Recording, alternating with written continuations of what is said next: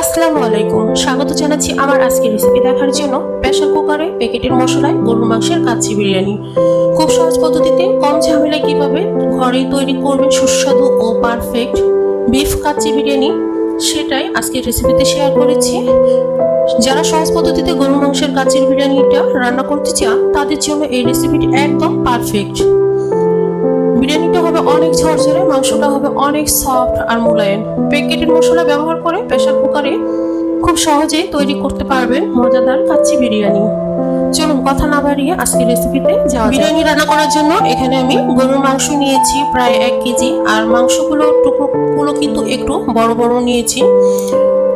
কাচ্চি বিরিয়ানির মাংসগুলো কিন্তু একটু বড় হয়ে থাকে। মাংসটাকে আমি ভালোভাবে ধুয়ে পানিটা ঝরিয়ে নিয়েছি, আর এখানে হাড় চর্বি বাদ দিয়ে আমি সলিড মাংসটাই ব্যবহার করছি। তো প্রথমে মশলা দিয়ে মাংসটাকে ভালোভাবে ম্যারিনেট করে নিব। প্রথমে আমি এখানে দিয়ে দিচ্ছি আদা বাটা 1 টেবিল চামচ, রসুন বাটা দিয়ে দিচ্ছি 1 টেবিল চামচ, তারপর এখানে দিয়ে দিচ্ছি পেঁয়াজ আর 6-7টা কাঁচামরিচ বেটে দিয়ে দিচ্ছি হাফ কাপ। তো এখানে মশলার পরিমাণটা একটু কম দিতে হবে কারণ আমরা প্যাকেট মশলা ব্যবহার করব। তার সাথে দিয়ে দিচ্ছি 1 টেবিল চামচ জিরের গুঁড়ো, এর সাথে দিয়ে দিচ্ছি 1 টেবিল চামচ লাল মরিচের গুঁড়া, তার সাথে 1 কাপ টক দই দিয়ে দিচ্ছি। এটা আমি গুঁড়া দুধ আর লেবু রস দিয়ে তৈরি করে নিয়েছিলাম ঘরে। তারপর দিয়ে দিলাম স্বাদ পরিমাণ লবণ। এরপর এখানে দিয়ে দিচ্ছি 1 প্যাকেট বিরিয়ানি কাচ্চির মশলা। তো সবগুলো মশলা আমাদের দিয়ে নেওয়া ডান। এবার হাত দিয়ে ভালোভাবে মাংসটাকে মশলার সাথে মেখে নিতে হবে, ভালোভাবে মেখে ম্যারিনেট করে নিতে হবে। তো যত ভালোভাবে মাখবেন মাংসের ভিতরে মশলাটা দ্রুত ভালোভাবে মাখিয়ে নেওয়ার পর এই ম্যারিনেট করা মাংসটাকে এবার ঢাকা দিয়ে ঢেকে রাখবো 10 মিনিটের জন্য। তো আপনার হাতের কাছে যদি বেশি সময় থাকে তাহলে আধা ঘন্টার জন্য রেখে দিতে পারেন। এবার পরবর্তী প্রস্তুতি নিয়ে নিচ্ছি। এখানে আমি 1 কেজি চাল নিয়েছি। চালটাকে ভালোভাবে কয়েকবার হাত দিয়ে কষলে ধুয়ে নিয়েছি। এবার পর্যাপ্ত পরিমাণ পানি দিয়ে চালটাকে আমি আধা ঘন্টার জন্য ভিজিয়ে রাখবো। এতে করে চালটা অনেক লম্বা হবে রাইসটা। তো এটাকে আমি এক সাইড করে রেখে দিচ্ছি। এবার চলুন আমরা পরের স্টেপে চলে যাই। চুলায় একটি প্রেসার কুকার ভালোভাবে গরম করে নিয়েছি। এবার এখানে দিয়ে দিচ্ছি 1 কাপ রান্নার সাদা তেল, আপনার ইচ্ছে করলে এখানে সরিষার তেলও ব্যবহার করতে পারেন। তারপর এখানে দিয়ে দিচ্ছি 1 টেবিল চামচ ঘি। এরপর এখানে 1 কাপ পেঁয়াজ কুচি দিয়ে দিচ্ছি। প্রথমে আমি পেঁয়াজটাকে বেরেস্তা করে নিব। বেরেস্তাকে বেশি মুচমুচে করার জন্য এখানে লেবু রস দিয়ে দিচ্ছি অর্ধেকটা। তারপর এখানে দিয়ে দিব 1 চামচ চিনি আর লেবু রসটা দিলে বেরেস্তাটা খুব সুন্দর হয়, অনেক ঝরঝরে আর মুচমুচে থাকে। তো এবার ব্রাউন কালার করে ভেজে নিয়েছি।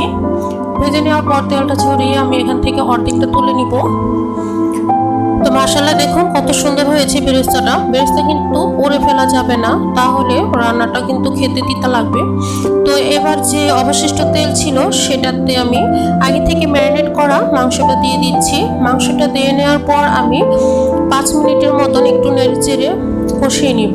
তো অল্প বিরিয়ানি রান্না করতে হলে এভাবে রান্না করবেন, তাহলে খুব মজার হয়ে থাকে। তা না হলে কিন্তু প্রেসার কুকারে যদি দমে সবকিছু দিয়ে দেন তাহলে নিচে পোড়া লেগে যেতে পারে। তো এখানে এক্সট্রা কোনো পানি দেওয়ার কোনো প্রয়োজন নেই। এবার এটাকে ঢাকা দিয়ে ঢেকে আমি এটাকে 4টা থেকে 5টা সিটি দিয়ে নেব।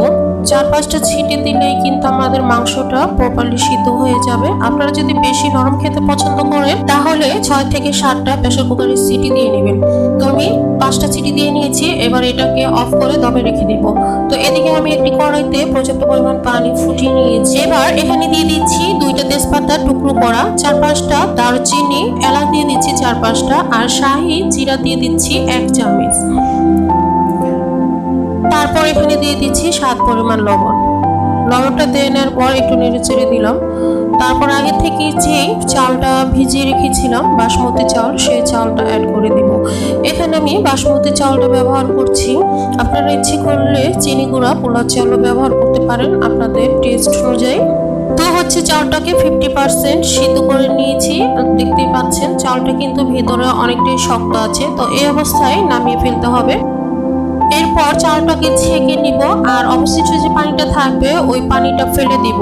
পানির সাথে দেওয়া যাবে না, তাহলে কিন্তু চালটা অনেক নরম হয়ে যাবে। তো হচ্ছে আগে থেকে যে মাংসটাকে রান্না করে রেখেছিলাম সেই মাংসটা আমি একটা প্লেটে তুলে নিচ্ছি।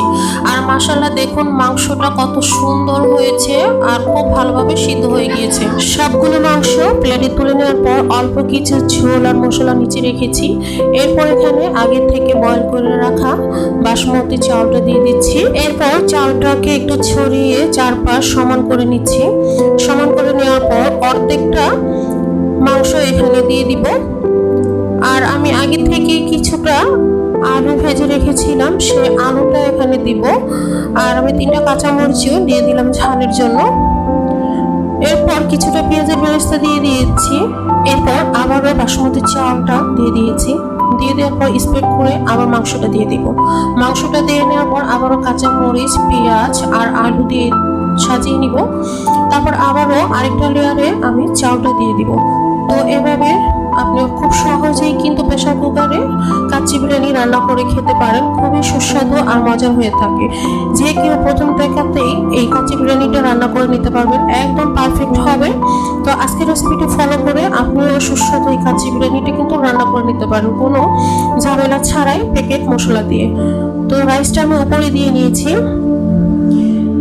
এরপর এখানে উপরে কিছুটা বেরেস্তা ছিটিয়ে দিলাম। তারপর দিয়ে দিচ্ছি 1 কাপ তরল দুধ। আমি এখানে কিছুটা ফুড কালার দিয়ে নিয়েছি। আপনাদের হাতের কাছে যদি থাকে দিবেন, না থাকলে না দিলেও চলবে, কোনো সমস্যা নেই। এরপর কিছুটা ঘি দিয়ে দিচ্ছি, এটা শুধু সৌন্দর্যের জন্য আমি ফুড কালারটা ইউজ করেছি। এবার প্রেসার কুকারের ঢাকনাটা ঢেকে দিব। এবার যেটা করতে হবে, হাই হিটে রেখে 2টা সিটি দিয়ে দিতে হবে। বেশি দিতে যাবেন না, তাহলে নিচে আবার লেগে যেতে পারে। 2টা সিটি দেওয়ার পর আমি চুলাটা অফ করে এটাকে দমে রেখে দিব। কিছুক্ষণ দমে থাকার পরে প্রেসার কুকারটা পুরোপুরি যখন ঠান্ডা হয়ে গিয়েছে তখন আমি ঢাকা তুলে দেখিয়ে দিচ্ছি। দেখুন মাশাআল্লাহ কত সুন্দর ঝরঝরে হয়েছে আর দেখতেও অনেক লোভনীয় হয়েছে। তো খুব সহজে কোনো রকম ঝামেলা ছাড়া প্যাকেটের মশলা দিয়ে খুব চটজলদি আপনি প্রেসার কুকারে এই কাচ্চি বিরিয়ানিটা রান্না করে দেখতে পারেন। আশা করি সবাই অনেক অনেক পছন্দ করবে, খেতে অনেক সুস্বাদু হয়ে থাকে। তো আজকে ভিডিওটি আপনাদের কাছে কেমন লেগেছে প্লিজ কমেন্ট করে জানাবেন। খুব সহজ একটি রেসিপি আপনাদের সাথে শেয়ার করেছি। ভালো লাগলে প্লিজ একটি লাইক দিয়ে দিবেন, চ্যানেলটিকে সাবস্ক্রাইব করে পাশে থাকবেন। অনেক অনেক ভালো এবং সুস্থ থাকবেন। আজ এখানে বিদায় নিচ্ছি। আল্লাহ হাফেজ। আসসালামু আলাইকুম।